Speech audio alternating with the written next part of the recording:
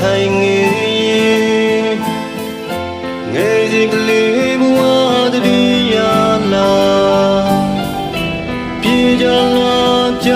ဆုံးကစားကမိုးတဲ့မတူတူပြောပါဆိုဘုံဘုံနိုင်နိုင်ချစ်ချောင်းညာမုံမင်းကြီးကချောင်းတဲ့တန်နာကလေးပိန်လို့အော်ဟေကတယောက်ရဲ့လက်ကိုတယောက်ရှင်တွေ့တော့ပြေကြပြန်တာ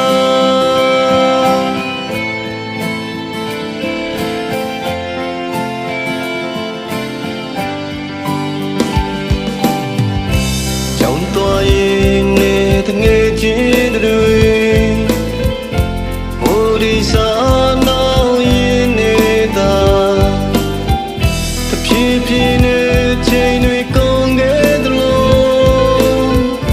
အလုံးတူတူရွယ်ရောက်ကြည်ပြင်းကြဖို့သိချင်ကြ